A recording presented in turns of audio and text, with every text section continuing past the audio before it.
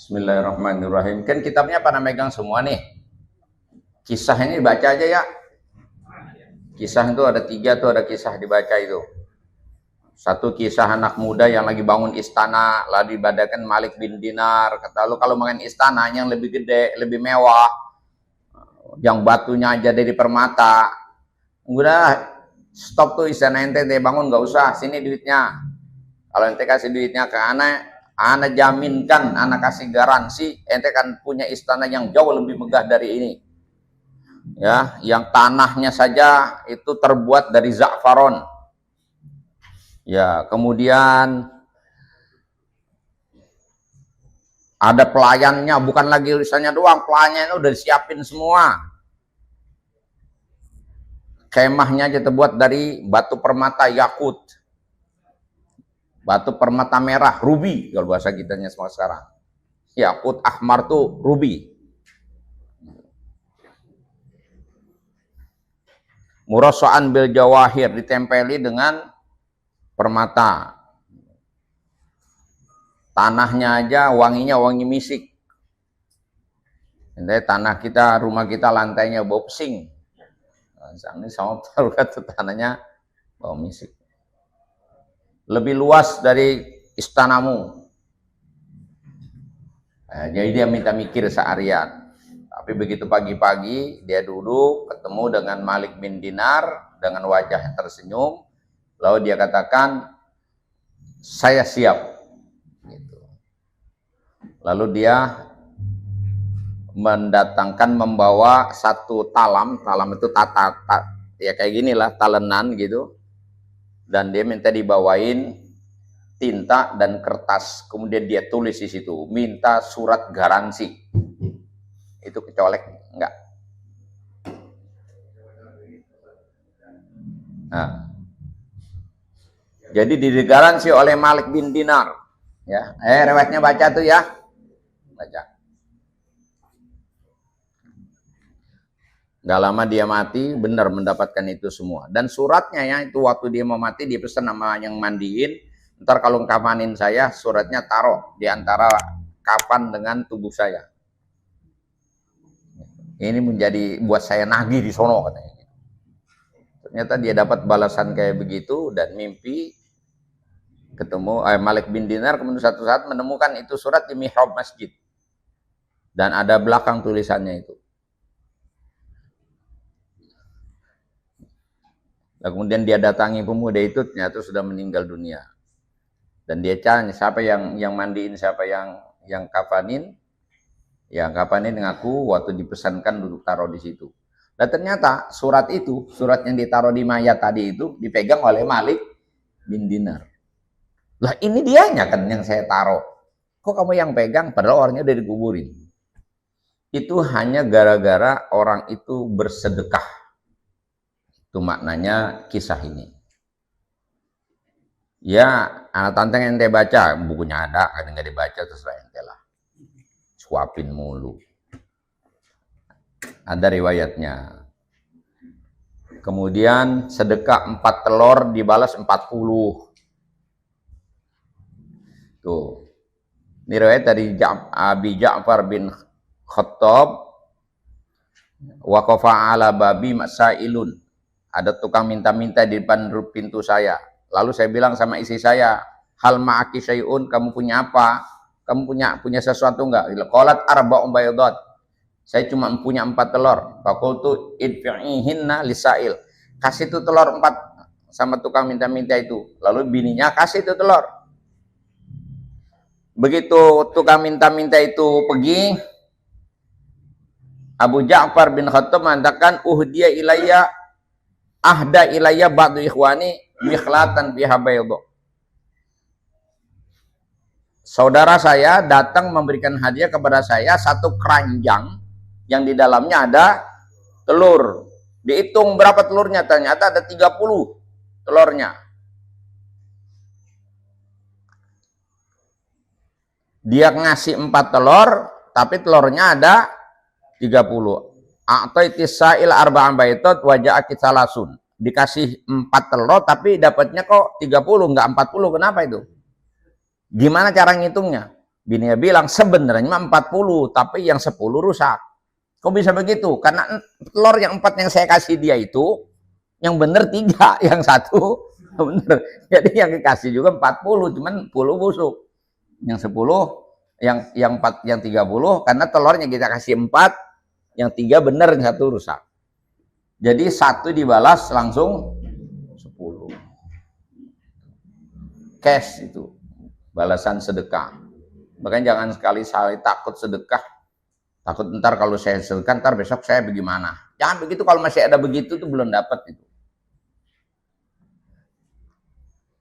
Saya tahadusan bin Ima kemarin. Ngorban hadiah. Rebo ya? Saya Rabu pagi baru nyerahin duit nih Mak Haryono. Tuh, 1. Kemis saya udah dapat lebih dari yang saya serahin. Nggak kemana-mana, paling saya di rumah. Dari mana itu? Ya dari mana aja. Jadi jangan takut lah kalau sedekah tuh. Nah, itu baca. Kemudian ada riwayat Imam Shibli, ya. Imam Shibli, seorang sufi.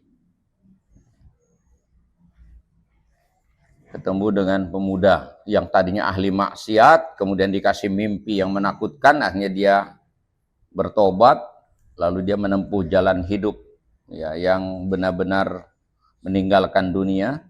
Satu saat dia ada orang minta-minta datang kepada dia minta tolong, dia nggak bisa bantu apa-apa, tapi pakaiannya yang dia pakai justru dia copot dikasih, dan orang yang dikasih itu senang sekali.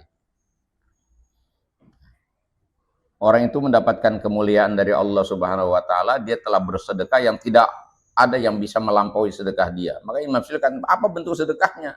Ya bentuk sedekahnya dia memberikan pakaian kepada orang yang membutuhkan karena dia tidak punya apa-apa lagi. Jadi bersedekah pada level mengalahkan kepentingan sendiri. Kalau kita kan belum sampai situ. Kita sedekah sisa diri. Makanya balasannya belum pernah ajaib kan begitu. Karena kita sedekahnya nunggu sisa. Nah, kita baca sekarang tentang fi madhis sakha wal jud. Pujian kedermawanan.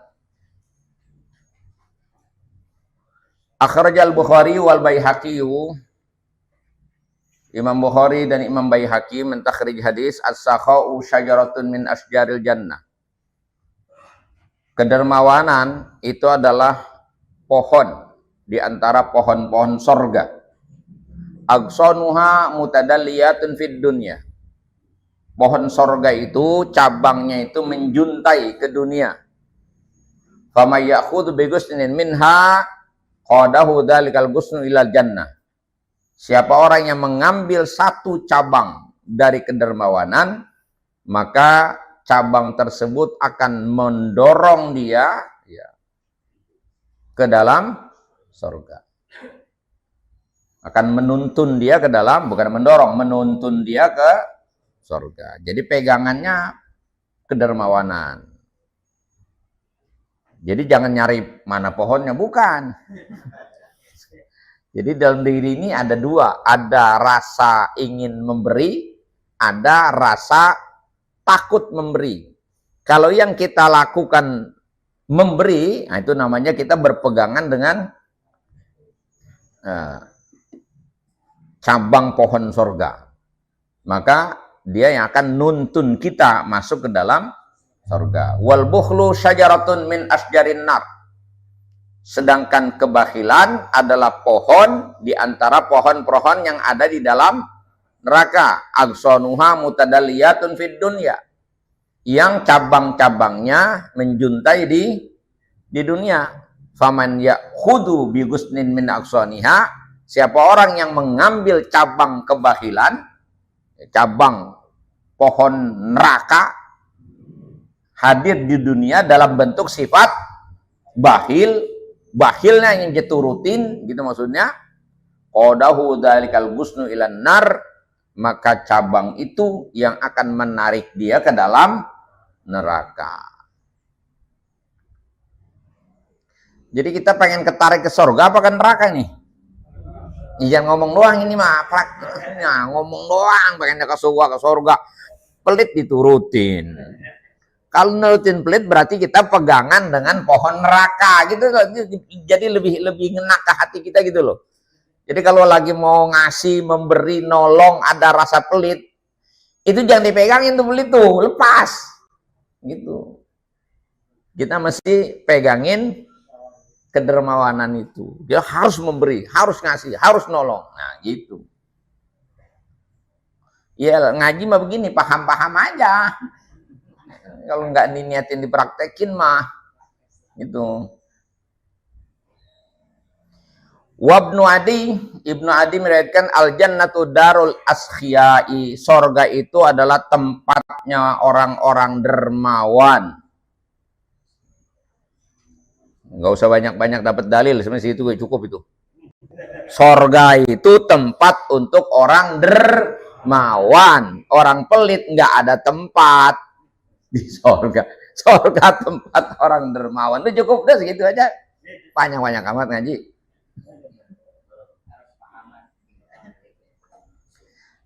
Karena memang kita ini sekarang kadang paham tapi susah banget. Itu prakteknya, atau memang perlu diulang-ulang dengan redaksi berbeda-beda. Banyak lagi riwayatnya itu. Wat Tabraniyu, Imam Tabrani meriwayatkan inna fil jannati baitan yuqalu baitul asqiya. Di sorga itu ada satu istana. Sebutannya namanya istana orang-orang dermawan. Wat Tirmidzi wal Baihaqi, Imam Tirmidzi dan Baihaqi meriwayatkan as-sakhiyyu qaribun minallahi qaribun minan nasi qaribun minal jannah ba'idun minan nar. Orang dermawan itu dekat kepada Allah, dekat dengan manusia, dekat dengan sorga, jauh dari neraka. Sebaliknya wal bakhilu, orang pelit, ba'idun minallah, ba'idun minan nas, ba'idun minal jannah, qaribun minan nar. Orang pelit itu jauh dari Allah, jauh dari manusia, jauh dari sorga. Jadi jauh dari Allah, jauh dari sorga, jauh dari orang. Dekatnya kemana? Ke neraka.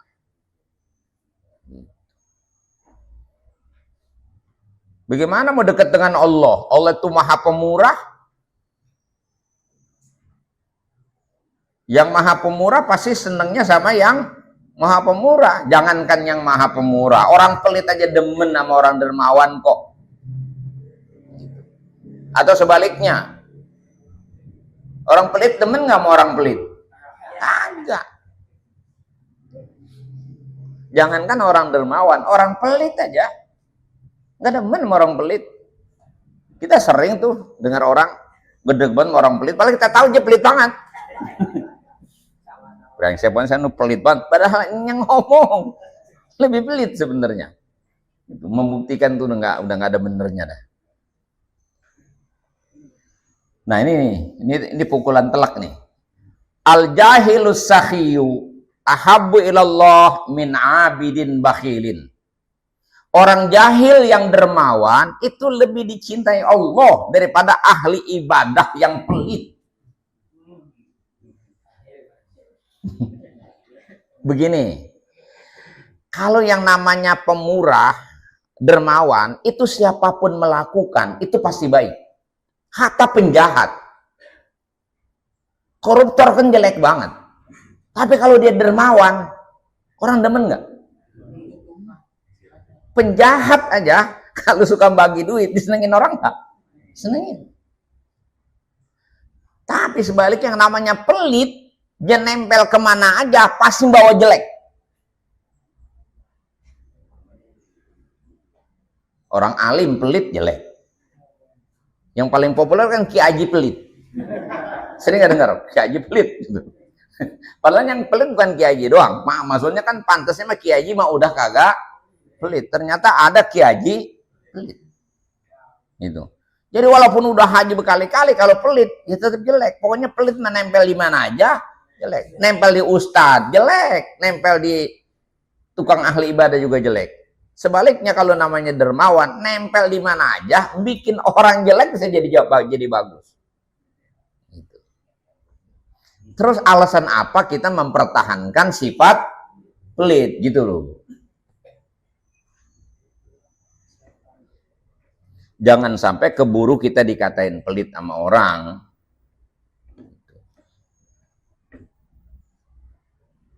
Karena orang pelit ngelesnya bisa banget. Waqala Salman Al-Farisi. Salman Al-Farisi berkata, idza mata sakhiyu qalatil ardu wal hafazatu ya rabbi tajawaz an amdika li sahi fid dunya. Apabila orang dermawan mati, maka bumi dan seluruh malaikat-malaikat hafazah berkata, ya Allah, tajawaz an abdika li sahifid dunya, lepaskan orang itu dari siksamu, artinya bebaskan dia karena kedermawanannya di dunia. Tapi sebaliknya, wa idza matal bakhil, apabila orang bakhil mati, qalat, bumi yang ngomong nih, bukan tetangganya nih. Bumi yang ngomong sama malaikat yang ngomong, gemes, udah gemes ini, malaikat udah gemes ini. Allahumma ya Allah, uhjub hadal abda anil jannah. Halangi orang ini dari sorga. Kama hajaba ibadaka, sebagaimana dia telah menghalangi hamba-hamba engkau yang lain, amma fi yadihi, dari miliknya, minad dunia, dari miliknya yang ada di dunia ini. Dia halangi orang tuh menikmati hartanya. Orang udah datang minta masih enggak dikasih, minjem kagak dapat, minta kagak dikasih. Dia telah menghalangi orang dari nikmatmu ya Allah. Sebagaimana dia menghalangi orang dari miliknya, maka halangi orang itu dari sorga. Yang doa bukan tetangganya ini, malaikat sama bumi tempat dia berpijak. Dari itu udah gemes bener ini. Tapi kan doanya sama, belum kali doanya beda. Kalah masih sama bumi yang dipijak mah, kalau bumi dan doain. Malaikat lagi, malaikat hafazah. Kan malaikat hafazah, malaikat yang diutus oleh Allah untuk menjaga kita.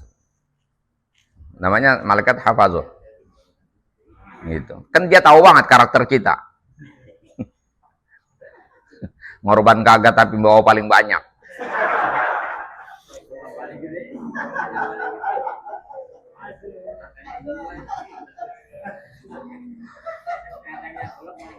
Pakai curang lagi.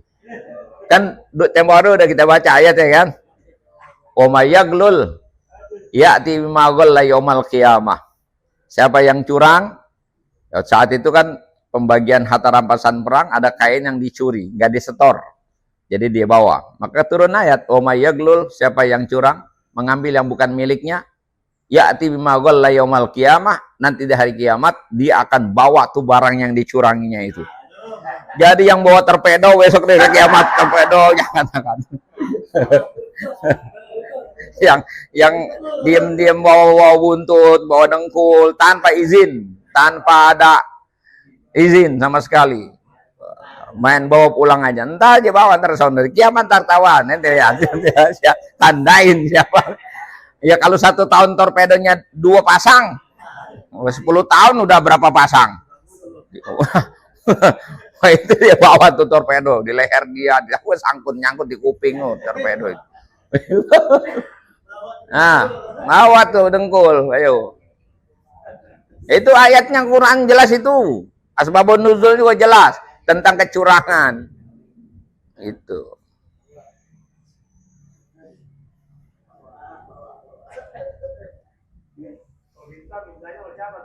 Minta sama panitia. Panitia nggak boleh buat dirinya.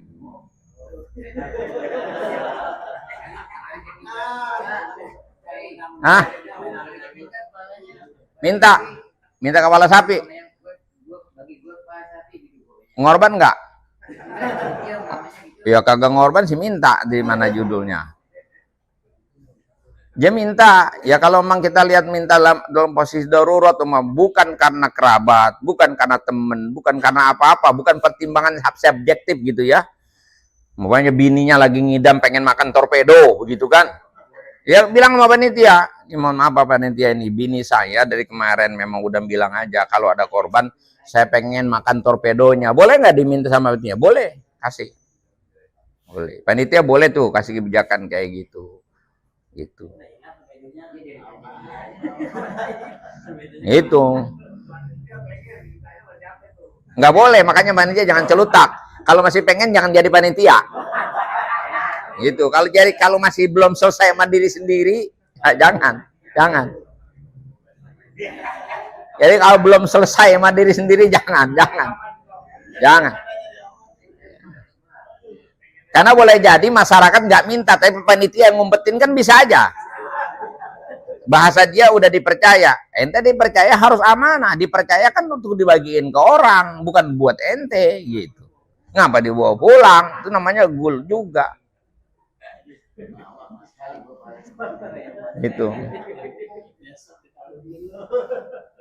Kalau kita kasih aja diminta kita kasih, Entar yang lain dia doang lu kasih, gue lu nggak kasih. Jadi masalah kan?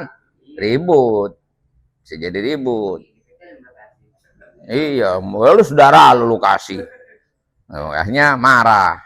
Jadi nggak bisa. Nggak boleh. Jagalah kehormatan diri.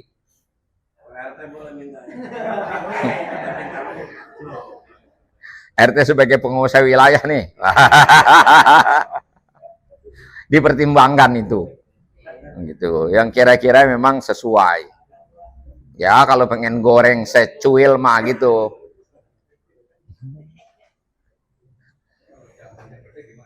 Hah? Sebenarnya kan begini. Ada yang ngorban, ada yang kerjain.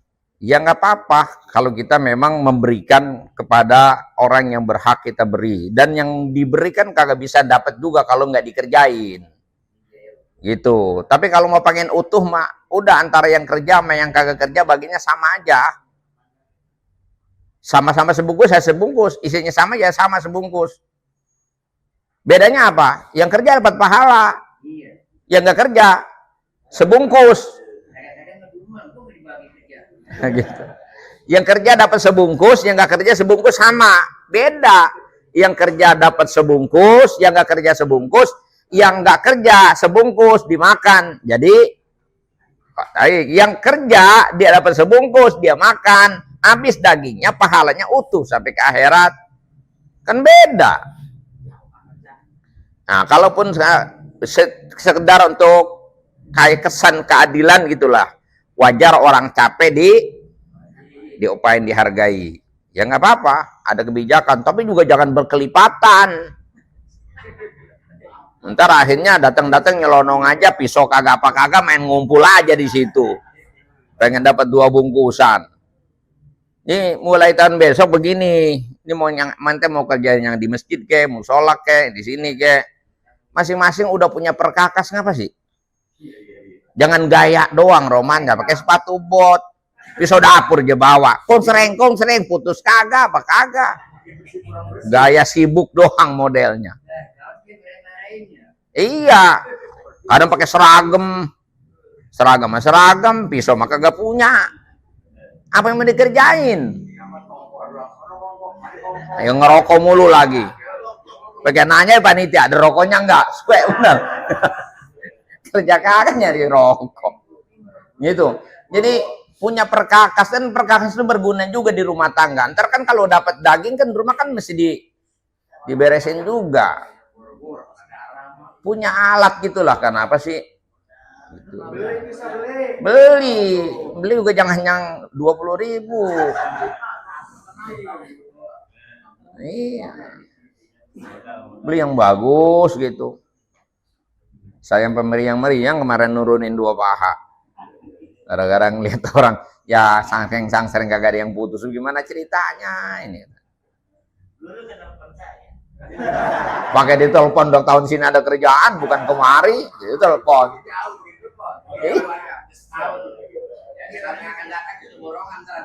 Oh, begitu.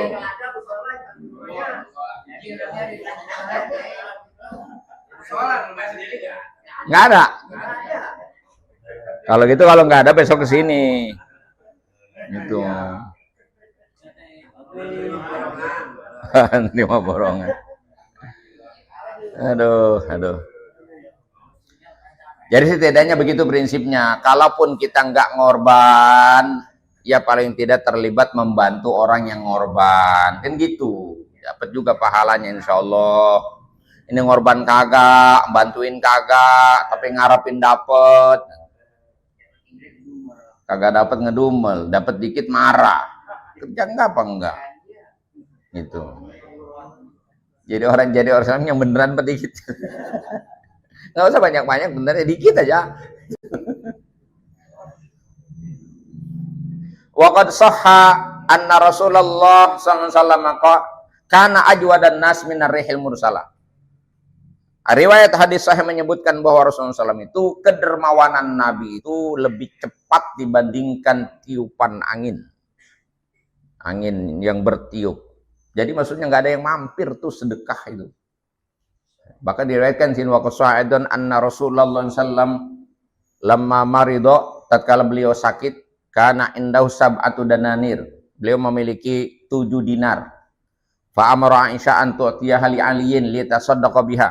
Lalu Rasulullah memerintahkan Siti Aisyah untuk memberikan 7 dinar itu kepada Sayyidina Ali supaya disedekahkan. Fastaghalat bi igma'ihi sallallahu. Lalu sebelum Siti Aisyah menyerahkan kepada Sayyidina Ali, Siti Aisyah udah sibuk ngurusin Nabi yang pingsan-pingsan itu kan. Nabi berapa kali pingsan kan sebelum wafat itu.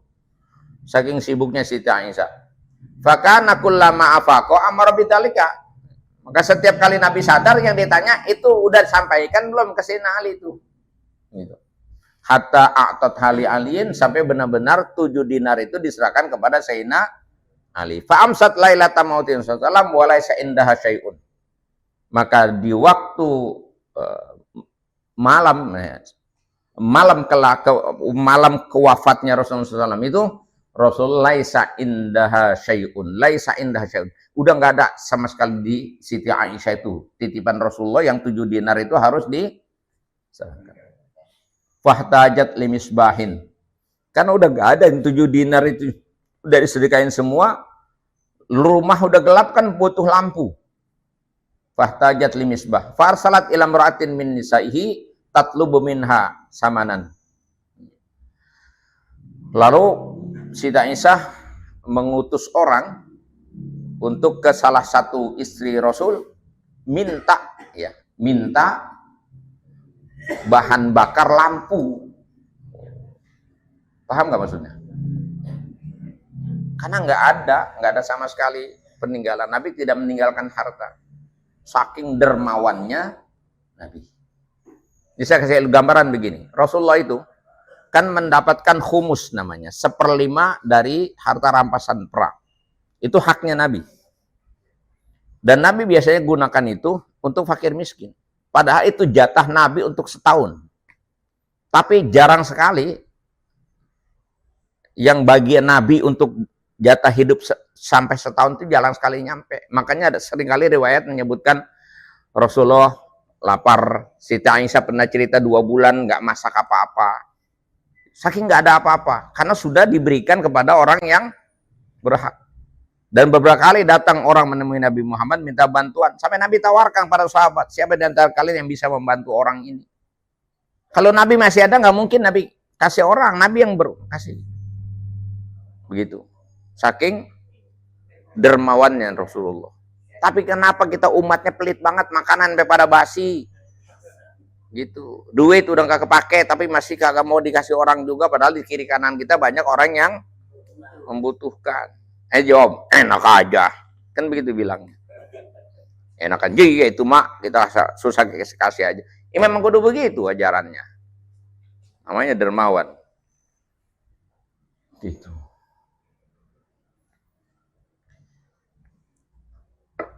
Tanafusus sahabah fil khair.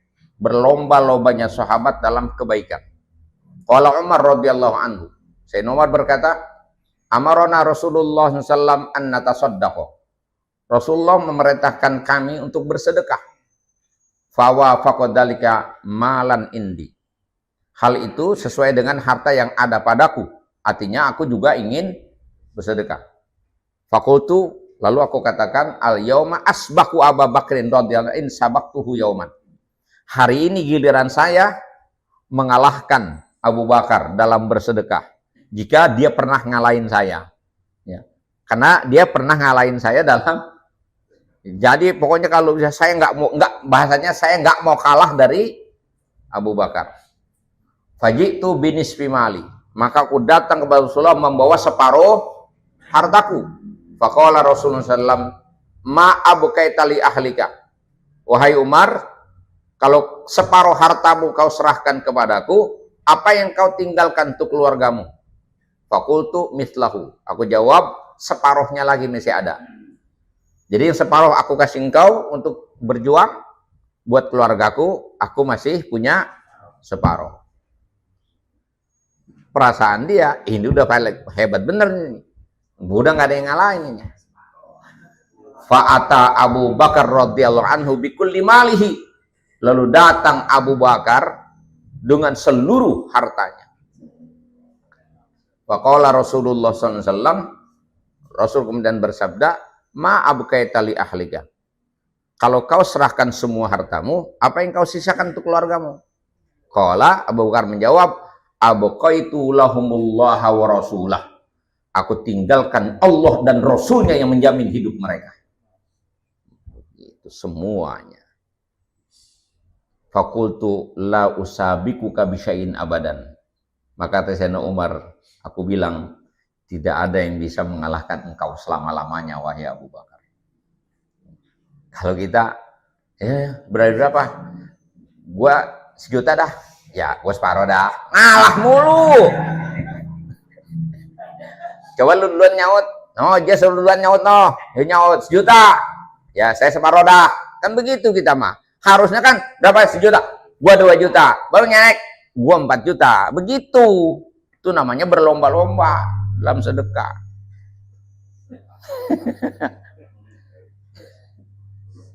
Rata-rata kalau nyuruh orang, no siang, seru duluan, no, dia lu nyaut, no, dia udah berapa, no, ntar gua ngikutin dia. Mending ngikutin sama. Agak, paling banyak separuh. Itu belum bernilai berlomba namanya. Iya, gimana duitnya pegang bini? Repot lagi aja. Aduh, mana bininya pelit juga lagi. Repot. Lain halnya kalau udah sepakat sama bini. Pokoknya urusan sedekah, jangan hitung-hitungan. Itu baru beres. Gak apa-apa kamu yang megang. Kamu untuk urusan sedekah, jangan hitung-hitungan.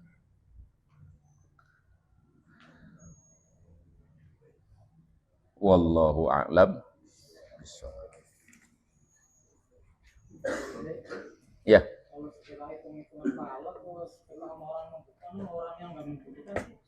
Jangan ngitung-ngitung pahala. Pahala bukan urusan kita. Kita kenal juga nggak pahala hitam apa hijau, bulat apa lonjong. Kita belum pernah lihat. Ngasih-ngasih aja.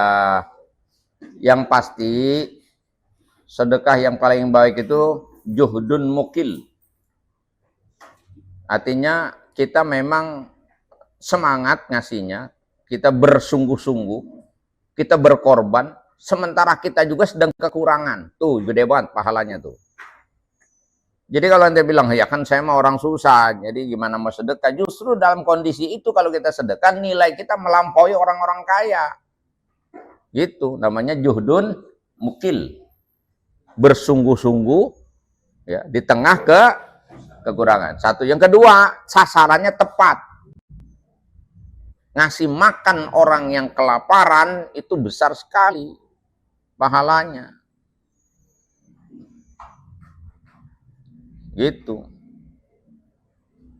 Ada yang nanya, ngasih orang yang butuh, saudara, tetangga butuh kita kasih, apa kita ngamal ke masjid? Mana yang gede? Yang butuh. Ini masjid 70 juta nggak dipakai buat apaan? Disimpen aja. Masjid mah ente nggak sumbang tetap berdiri dia mah. Ini orang kelaparan ente nggak sumbang, dia bisa mati. Justru karena kita sering sumbang, mudah-mudahan menjadi asbab dia demen sama masjid. Begitu. Jadi kalau orang lapar jangan disuruh ke masjid, empanin dulu, baru aja ke masjid.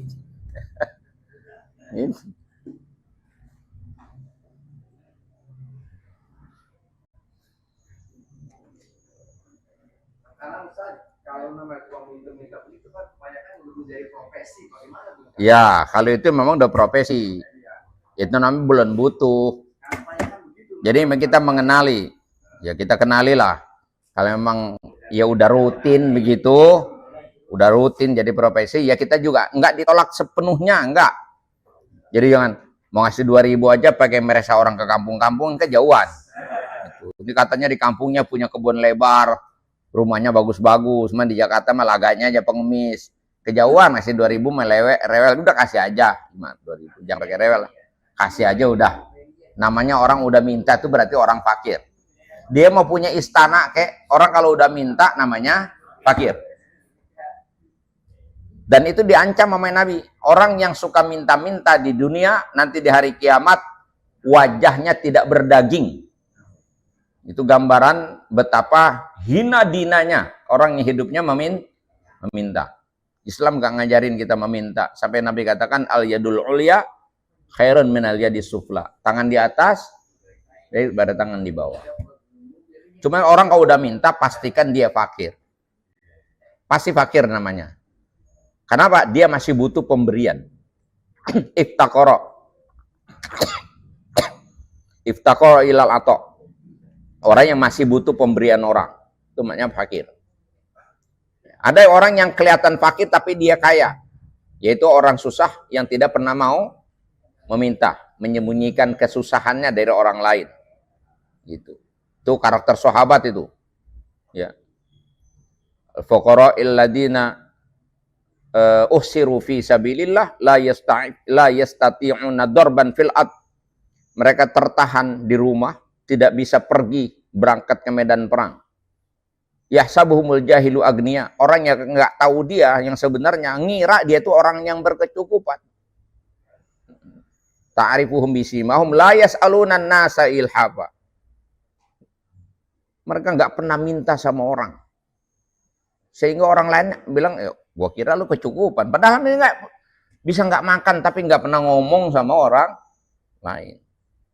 Kalau mental peminta, makan jadi kantong masih ada juga, dia bilang udah nggak ada. Gitu. Hobinya, hobi minta. Jelek banget dalam Islam itu meminta. Gitu. Gitu.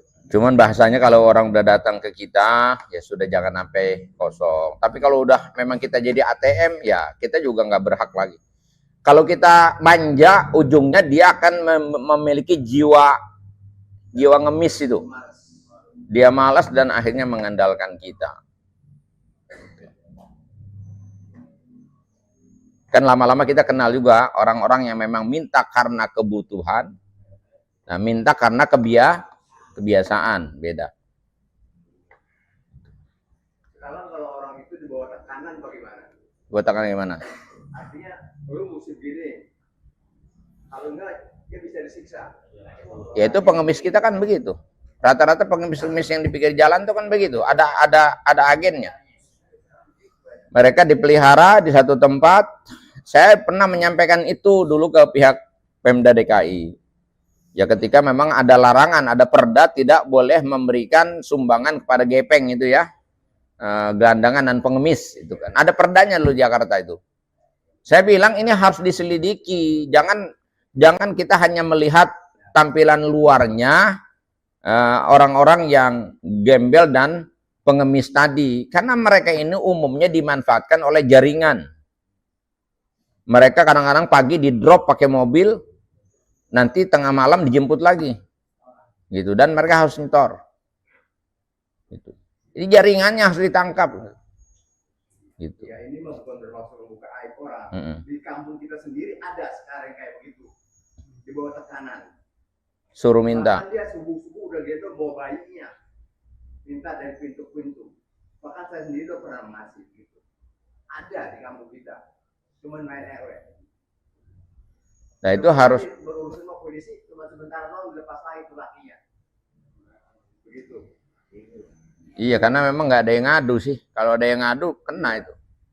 Kalau ada yang mengadukan hal dia, Luar biasa, dia tinggi orangnya. ya itu karena gede tinggi berani neken. Iya. Yang pasti nggak pernah ngaji itu biasanya. Orang segini banyak pada ada yang tahu orang mana, cuman berani ngomong. Ya intinya nggak boleh. Orang itu menekan orang lain nggak boleh untuk dikaryakan. Istrinya sendiri itu. Ya iya pasti itu. Itu masih mending. Kalau isinya suruh melacur juga ada. Isinya dijual. Melacur untuk dapat uang. Kan lebih sadis lagi. Ya macam-macam karakter manusia itu.